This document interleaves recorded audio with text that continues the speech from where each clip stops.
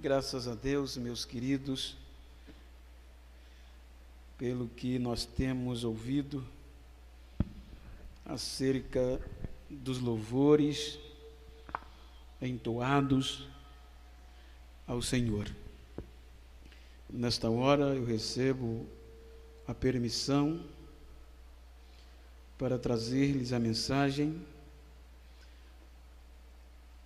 e eu quero usufruir do texto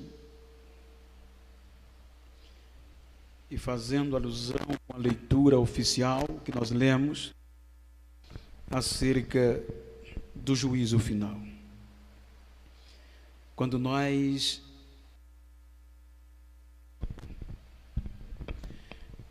observamos a passagem do Evangelho segundo registrou São Lucas, nós encontramos o próprio Cristo fazendo alusão a este dia, quando, melhor dizendo, Mateus escreve o Evangelho, traz a público os acontecimentos, a ele inspirado, ele traz um contexto que próprio Jesus fala acerca deste dia. Mateus capítulo 12, versículos 38 ao 42, você vai encontrar um texto muito explicativo sobre as testemunhas que testemunharão naquele dia. As testemunhas. O texto diz, capítulo 12 do Mateus, versículo 38, diz o seguinte: então alguns dos escribas e dos fariseus tomaram a palavra dizendo: mestre, queremos ver da tua parte algum sinal. Mas ele lhes respondeu e disse: uma geração má e adúltera pede um sinal, porém não lhe será dado sinal algum, a não ser o do profeta Jonas. Pois, como Jonas esteve 3 dias e 3 noites no ventre da baleia, assim estará o Filho do Homem 3 dias e 3 noites no seio da terra. Os ninivitas ressurgirão no juízo contra esta geração e a condenarão, porque se arrependeram com a pregação de Jonas. E eis aqui quem é maior do que Jonas. Então Jesus usa outra história conhecida por eles. A rainha do sul, ou a rainha de Sabá, se levantará no dia do juízo com esta geração e a condenará, porque ela veio dos confins da terra para ouvir a sabedoria de Salomão. E aqui está quem é maior do que Salomão. Quando nós observamos o contexto dos ensinos de Cristo, os irmãos hão de convir comigo que no seu ministério, uma das ou a mais batalha espiritual, também física, como também cultural, foi enfrentada por Jesus, e entre elas os próprios representantes da lei. A Bíblia mostra que aqui estava um grupo dos fariseus e um grupo de escribas. Os fariseus era um grupo denominado em Israel, era um grupo religioso, portanto, eles tinham cargos, eram homens formados, eram pessoas e não era qualquer pessoa, mas geralmente o grupo dos fariseus era o grupo que tinha mais eloquência no conhecimento, ou seja, enquanto que os escribas já era a nata do fariseísmo, eram os que entendiam da lei, os homens que tinham a responsabilidade de ler o texto do Velho Testamento, sobretudo a Torá, a lei de Deus, e transmitir para o povo, interpretar para o povo. E estes homens eram respeitadíssimos na sociedade de Israel. Portanto, quando Jesus veio pregando o Evangelho de amor, o Evangelho de salvação, então estes homens que tinham o conhecimento da história, da lei, dos livros, dos reis, das crônicas, homens que conheciam como ninguém na época minuciosamente as profecias e podia interpretá-las. Portanto, quando Jesus vem e aparece como a justiça de Deus, a oportunidade do homem se arrepender, o amor real de Deus manifesto aos homens. É neste contexto que os homens, as autoridades religiosas que tinham a ousadia, o direito eclesiástico, que tinha o respeito, eram eles que diziam ao povo o que era certo e o que não era espiritualmente. Se fosse heresias, eles condenando, a grande parte também condenaria. Era pessoas de voz poderosa em um contexto religioso. Então, quando Jesus começa a pregar este seu evangelho, ou seja, o conjunto de conhecimento, de ensino de Jesus, então bateu de frente com este povo, com os legisladores, com os representantes que não quiseram aceitar a mensagem de Jesus, porque a mensagem de Jesus não só alcançava a elite, os grandes, a mensagem do Evangelho era salvação para todos. Então esta mensagem de amor, de perdão, a graça de Deus é manifesta. Então as autoridades religiosas não aceitaram. Então Jesus começa a pregar pela periferia, ou seja, pelas regiões remotas. Vejam que nenhum contexto normal, dentro da perspectiva dos judeus, Jesus deveria começar por Jerusalém, o centro político e religioso. Mas como Jesus foi escanteado num contexto humano desde o começo, ele começa a pregar nas regiões mais inóspitas da Palestina, a região de Zebulon, Naftali, fronteira com o paganismo. Então, por isso que a Bíblia diz, uma região sombria e de morte, surgiu uma luz.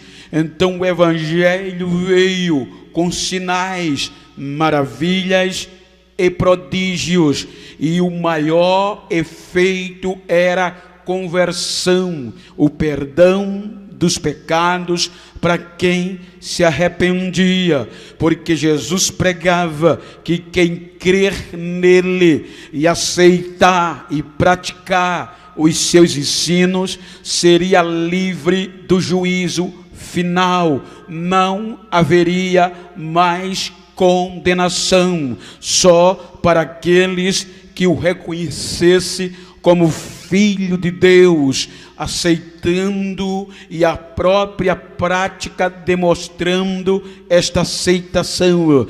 Então, isto começou a se expandir em toda a região da Palestina, a começar pelo norte e veio entrando pelo sul, que era a parte burocrática e a parte de elite.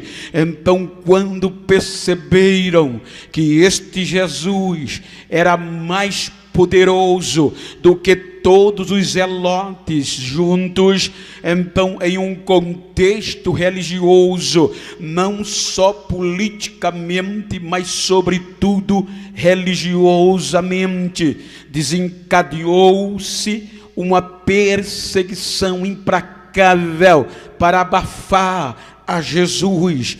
Então, quem mais poderia, quem melhor poderia bater de frente, quem mais poderia combater os ensinos de Jesus, a não ser os mestres da lei, os intérpretes, os fariseus e os escribas.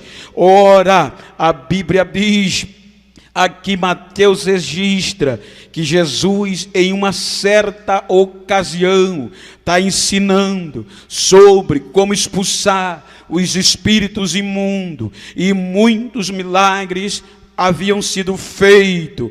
Portanto, posterior, Mateus diz que vieram alguns, não foi um, foi um grupo, alguns dos fariseus e dos escribas, e questionaram, pediram Jesus, queriam que Jesus fizesse um milagre. Diz o texto: queremos ver um sinal da tua parte. Isso implicava dizer a simplesmente conjectura: Senhor Jesus, o Senhor prega bonito, a gente tem ouvido o que se prega, o que se fala por aí ao seu respeito, portanto, queremos ver o Senhor fazer um milagre agora, para poder a gente acreditar. Isso não é coisa de outro mundo. Vejam que eles pediram que Jesus fizesse um milagre, para poder ter base de entrar em um diálogo, para poder ser convencidos a crer que Jesus era o Messias. Então Jesus tinha poder e poderia fazer, mas Jesus não pregou e nunca quis que ninguém o aceitasse pelos seus milagres e pelo que ele fazia. Isto implica dizer que certa ocasião, para dar base, ele repreendeu uma grande multidão, porque só o seguia pelos milagres e pelo alimento. Ele pregou duro, contestando contra isso. Então, Jesus nunca se agradou quando ele pregava e alguém o acreditava pelos seus feitos, não pela mensagem, pela espontaneidade, pela crença intrínseca do coração, dos sentimentos. Portanto, era o que estes escribas e fariseus queriam: só acredito se eu ver um milagre, se o Senhor fizer um milagre. Ainda hoje há muita gente questionando isso, mas eu uso a frase de um hino do meu amigo que diz: ele fazendo milagre, ele é Deus. Ele não fazendo milagre, ele continua sendo Deus. Esta é a ênfase de Deus: acreditar no que ele é, não pelo que ele faz. E os escribas e fariseus queriam acreditar, queria um milagre para acreditar. Aí Jesus, como sabe o que era a fonte, a própria sabedoria, na hora, sem papa na língua, ele diz, eu vou usar o nosso linguajar, uma geração má, uma geração adúltera, uma geração perdida, pecadora, me pede um sinal. Não acredito. Quer que eu faça milagre para poder você crer? Não, eu vou deixar uma coisa boa para vocês: nenhum sinal a vocês será dado, a não ser o do profeta Jonas. Veja que Jesus começa a falar do que eles tinham conhecimento, que era a história profética e a história dos reis. Ele diz, assim como Jonas passou 3 dias e 3 noites no ventre do peixe ou baleia, algumas tradições, assim também o Filho do Homem passará 3 dias e 3 noites no fundo ou no seio da terra. Ele diz, também os moradores de Nínive, os ninivitas, no dia do juízo, vai se levantar com vocês e condenará vocês. Por quê? Porque eles acreditaram na mensagem do profeta Jonas. Não precisou Jonas fazer milagre, Jonas só pregou e eles se arrependeram dos seus pecados. Então naquele dia ele vai condenar vocês, porque Jonas era só um profeta, mas aqui, falando cara a cara com vocês, está quem é maior do que Jonas, quem é o dono do profeta Jonas. Então Jesus diz aos escribas e fariseus: se vocês não se arrependerem, eles vão condenar vocês. Agora olha o que Jesus fala e que lição deixa para nós. Jesus diz, e eles sabiam a história. Jesus entra no terceiro rei de Israel, Salomão, Saul, Davi e Salomão. Diz a Bíblia, o mais sábio. Ou seja, então Jesus fala da rainha de Sabá, a rainha do sul, a etíope. Ou seja, olha o que Jesus diz: naquele dia, no juízo, a rainha de Sabá, ou a rainha do sul, vai se levantar com esta geração e vai condenar. Vocês não vai ter desculpa, porque ela saiu dos confins da terra e veio ver e ouvir a Salomão, e aqui está quem é maior do que Salomão. Ou seja,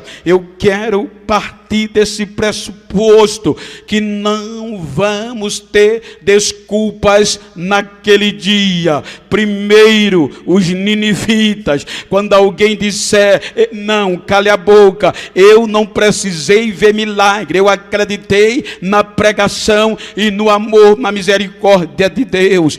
Naquele dia, a rainha de Sabá vai se levantar e vai condenar aquela e esta geração que não se converter. Então vamos só minuciar e fazer uma reflexão no que nós estamos fazendo e como estamos fazendo para este que é maior do que Salomão.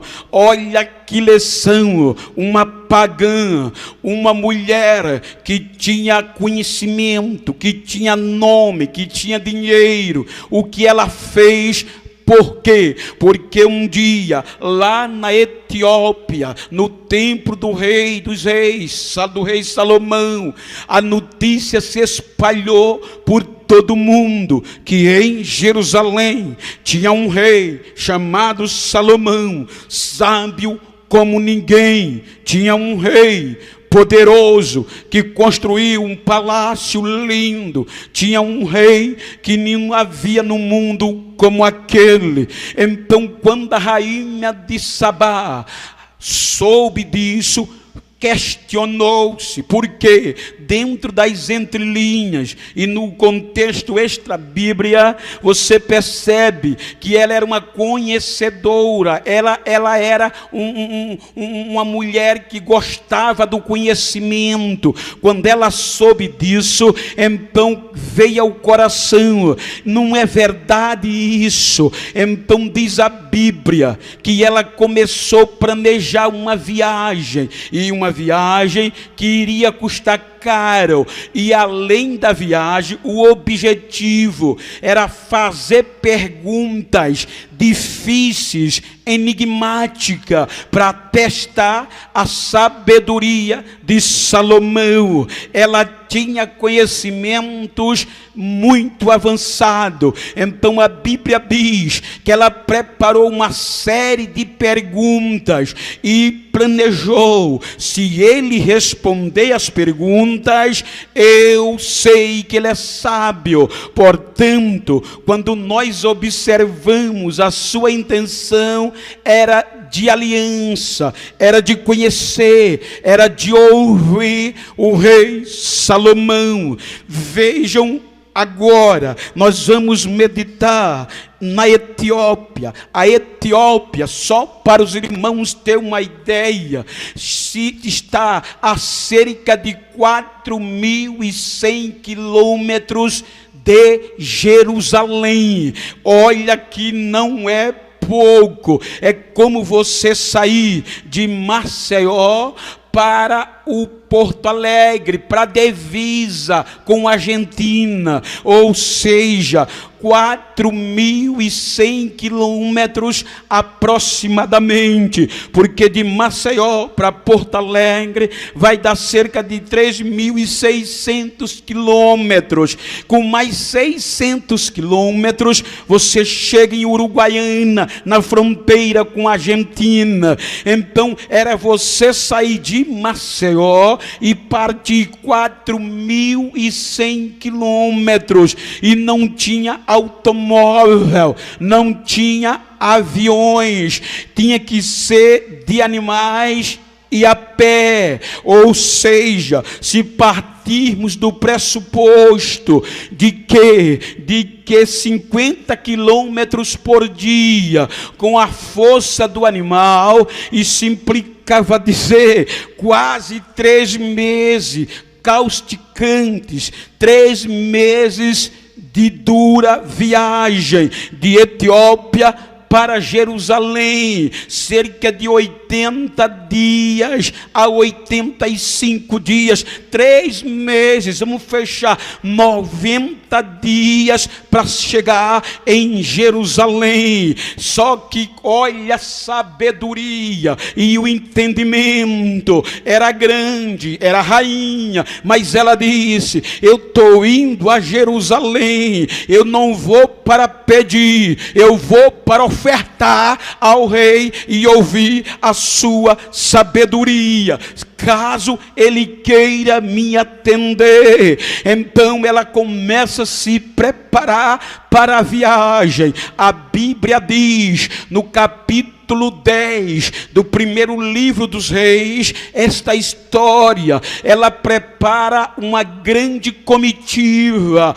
Em versões fala de exército, uma comitiva com muitas pessoas para uma viagem que, segundo ela, era cansativa, mas ia valer a pena ouvir o rei Salomão. Então diz a Bíblia, e principalmente a NVI, a Nova Linguagem Internacional, como também a Nova Linguagem de hoje, na tradução, que ela prepara um monte de especiarias e um valor imensurável. Ela enche os camelos, as vasilhas de especiaria. Não vou chegar lá de mão vazia. É Salomão, não é qualquer um. Além das especiarias, ela pega presentes muito importantes, e para coroar, ela coloca 4 toneladas de ouro na viagem, no baú. Mas para que tudo isso? É para ver se o rei aceita o meu presente, porque é honra ouvir deste homem o que eu tenho ouvido pelos outros. Eu quero provar se é verdade, então não posso chegar de mãos vazias. 4 toneladas de ouro. O grama do ouro hoje está em torno de 276 reais. Isso implica dizer que 100 gramas vai dar 2.700 e poucos reais. 1 quilo vai dar cerca de 270 mil reais na moeda de hoje. 4 toneladas vai dar 1.160.000 reais aproximadamente. Só foi essa ofertinha que ela pegou especial para dar a Salomão. Agora vamos, tudo pronto, tá o ouro, tá a especiaria, tá o presente, tá a comitiva, tá os camelos e os animais. Agora imagina o custo da viagem. Eram 3 meses de viagem, alimentação, cuidado dos animais e o sol causticante.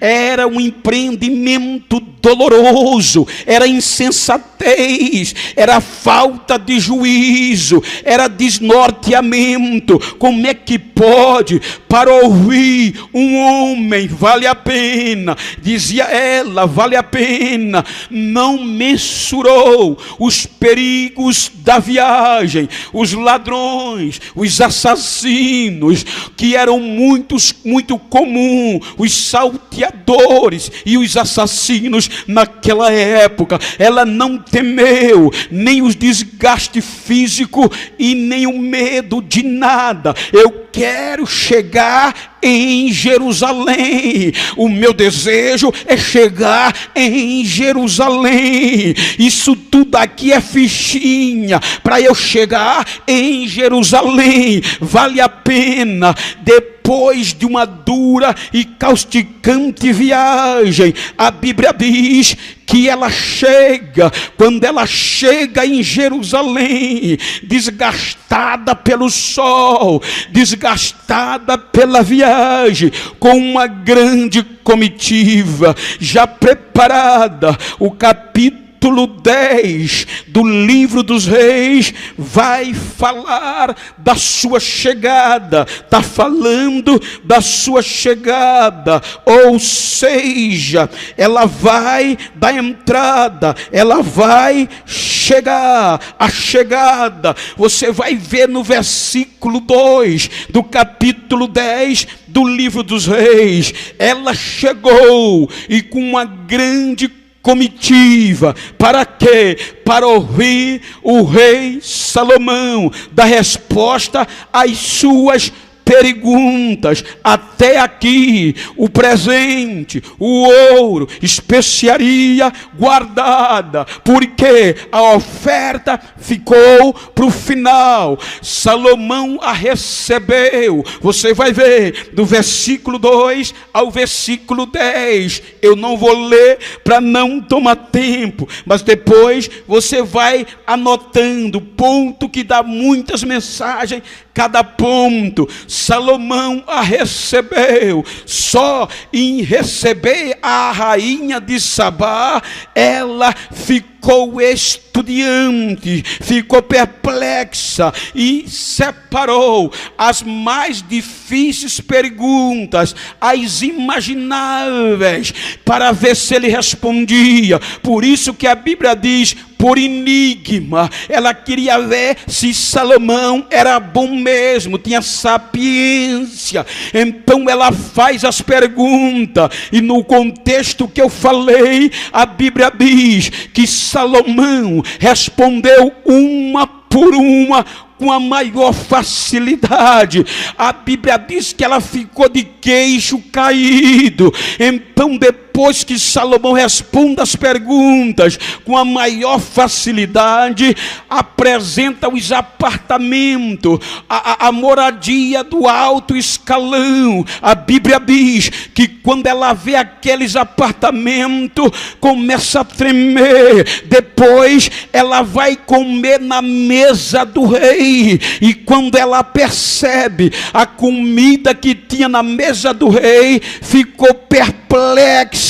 Daqui a pouco vou usar o contexto atual, vem o mordomo de Salomão, vem a garçonete, a serviçal. Quando ela percebe, mas isso aqui é empregada, com estas vestes, não acredito, com essa luxúria, o reino aqui é assim. Quando ela viu o fardamento, os vestimentos dos funcionários de Salomão, o queixo caiu de novo. Então ela ficou tão perplexa em ver a grandeza, a sabedoria daquele rei Salomão, que a Bíblia diz que sem titubear, ela abriu a boca e disse: olha, valeu a pena o desgaste, valeu a pena a viagem para estar aqui, porque o que eu tenho visto e o que eu tenho ouvido é bem verdade, que quando me contaram eu tinha minhas dúvidas, mas agora os meus olhos estão vendo, agora eu estou aqui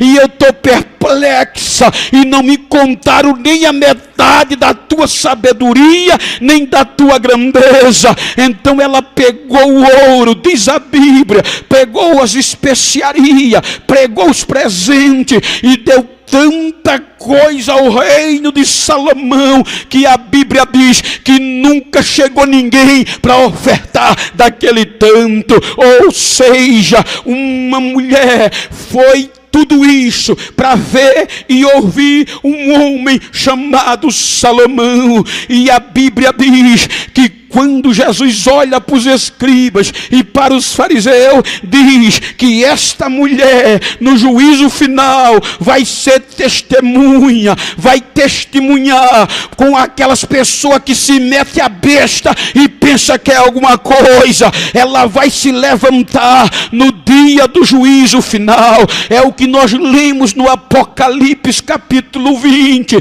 que o João diz que viu descer um grande trono depois que do milênio, e diante daquele trono a terra desapareceu e também o céu. Agora o que eu acho lindo é que ele diz que viu mortos e viu pessoas chegando, grandes e pequenos, ou seja, gente importante, gente sem valor, chegaram para perceber e ser julgado segundo os livros que foram abertos.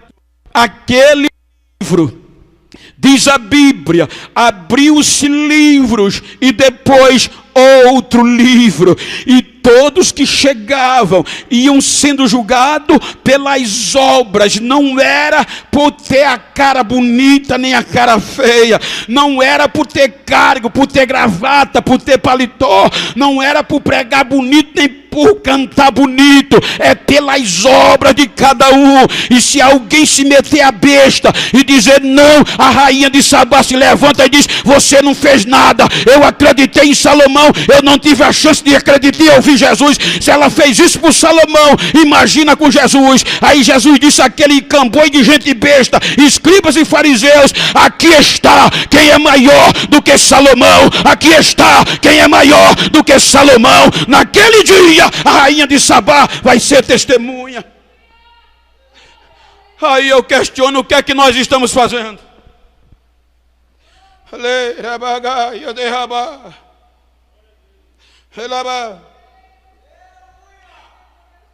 O que é que nós estamos fazendo? Jesus toma como exemplo o que esta mulher fez para ouvir Salomão.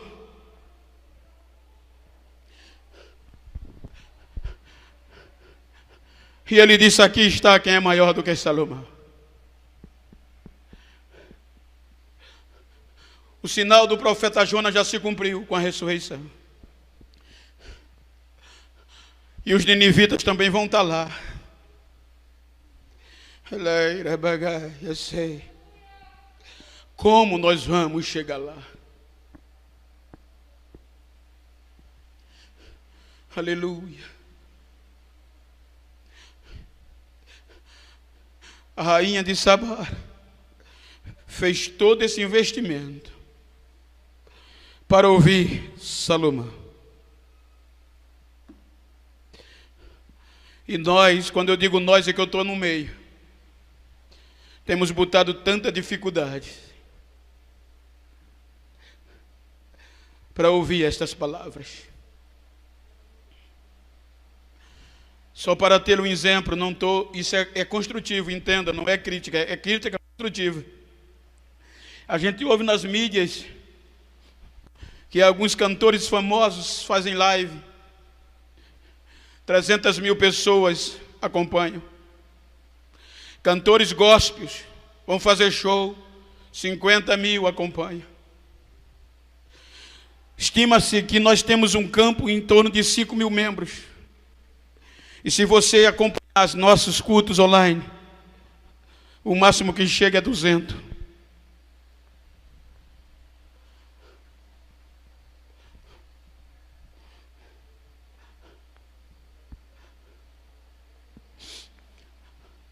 Aqui está quem é maior do que Salomão, disse Jesus. Ele disse: os ninivitas se arrependeram pela pregação de Jonas. Imagina se tivesse ouvido a minha.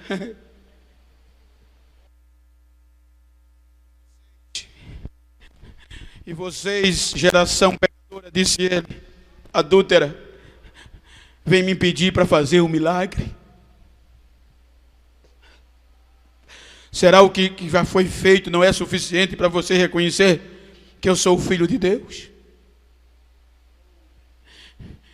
Mas não esquenta a cabeça, porque naquele dia ninguém vai ter desculpas.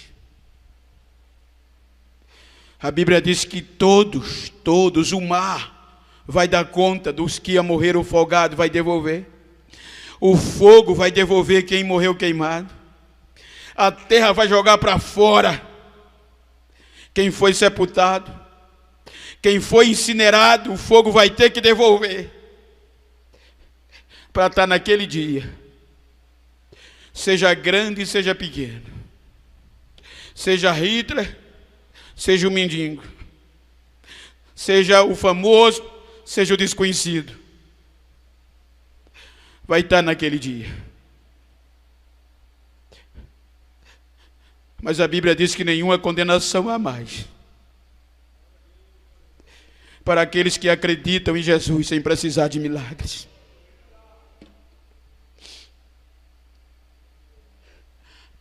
A igreja não vai estar como réu, porque vai fazer parte da primeira ressurreição. Então temos que nos esforçar para fazer melhor do que a rainha de Sabá. Temos que nos esforçar para acreditar e se arrepender dos nossos erros, igual os ninivitas. Porque senão, não adianta, lá não vai ter poste para você se esconder. Porque todos vão estar patentes aos seus olhos. Vai ser julgado um por um, conforme diz a Bíblia, as suas obras. O que você fez na terra, Senhor? Porque você não acreditou na mensagem do meu filho? Aí a rainha de Sabá vai se levantar e vai dizer: não. Aí os ninivitas vão se levantar, o seu testemunho, as obras dele, o arrependimento, vai calar a boca de alguém que pensa que é alguma coisa. Então pense nisso. Então pense nisso. As testemunhas. Lembre que no dia do juízo elas vão estar lá. Elas vão estar lá. E você também. Queira Deus e nos guarde, para que nós não estejamos lá como réu, mas como salvos. não sermos julgados, mas julgarmos. Jesus trouxe esse benefício para nós. É naquele julgamento que a morte e o inferno vai ser jogado no lago de fogo para sempre. É a segunda morte. Os livros das obras, ninguém vai ter desculpas, cada um por si. E depois vai se abrir um novo livro, o livro da vida. O nome está aí, tá. Se não tiver, vai ser jogado no lago de fogo com a morte e com o inferno. Isso é muito sério. Isso faz a gente refletir no que a gente está fazendo e como fazendo. A mulher foi a Jerusalém com todo o investimento e desgaste, não para pedir, mas para ofertar.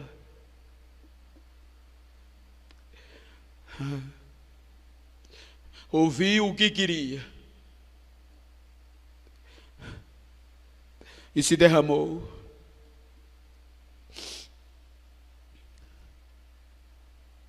Jonas só passou gritando: arrependa-te que está vindo o juízo. Os pecadores de Nínive se arrependeram, sem precisar milagres. Tem muita gente perguntando nesses dias: cadê Jesus?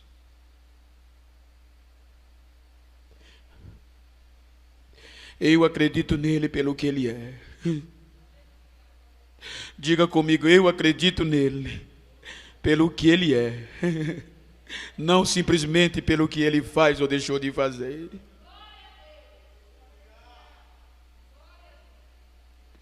Eu acredito nele porque ele é rei. Eu acredito nele porque ele veio para me salvar. Soberano e eterno Deus, se tem alguém afastado esta noite que está logado ouvindo esta mensagem, salva ele. Se tem alguém afastado da igreja, que se distanciou, salva, traz ele de volta. Os acontecimentos estão abreviando os dias. O arrebatamento, Senhor, a cada dia que passa está mais evidente. Não deixa que o afastado fique afastado. Salva quem está ouvindo esta mensagem. Porque o dia do juízo vem, Senhor, e quando vier, ninguém vai ter desculpas. A tua palavra é simples. E muitos acham difícil de crer, como uma história que é. Mas toca no coração desta vida. Traz de volta este afastado.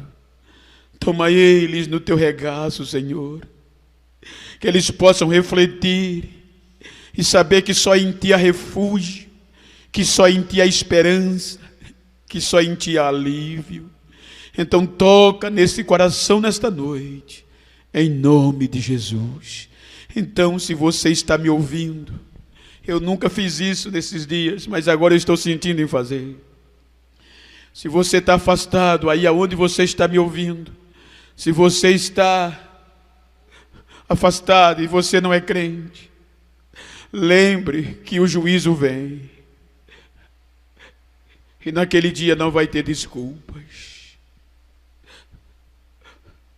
Cada um vai ser julgado conforme as suas obras. Então ainda dá tempo. Eu quero convidar você a voltar para Jesus nesta noite.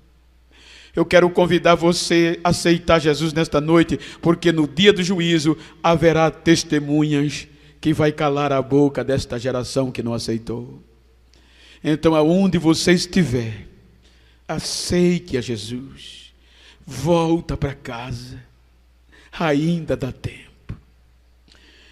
Que Deus abençoe a vocês. Eu quero convidá-los para fazer esta oração por vários pedidos de oração que têm chegado aqui às minhas mãos. Irmã Dilva Paiva pede oração pela família. Irmã Quitéria, ela pede também oração para que Deus faça um milagre de cura. A Ângela Salu também pede oração para que Deus sare e cure uma pessoa com depressão. E assim também outros pedidos, a Tamires, a Deise, o João, o Roberino, para que Deus abra a porta de emprego. Irmã Francisca Rodrigues também pede por libertação de alguém. A Cleide Martiniano também pede oração para que Jesus abra uma porta de emprego. Como também a Cleoba Alves pede oração por restauração de saúde. Então, nesse momento, eu quero convidar você para nós orarmos por estes pedidos que têm chegado até a nós. E acredite que Deus ainda faz milagre.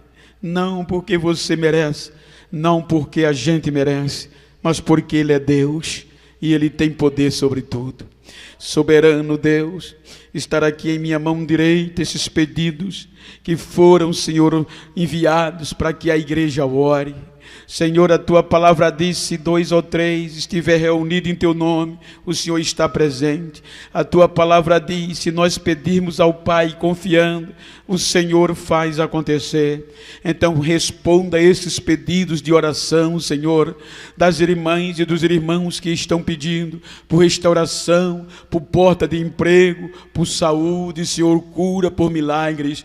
Que o Senhor dê resposta de paz à nossa oração e dê resposta aos pedidos dos teus servos, em nome de Jesus. Senhor, leva-nos em paz de volta para as nossas casas, e que o dia da manhã seja um dia de bênção, Senhor.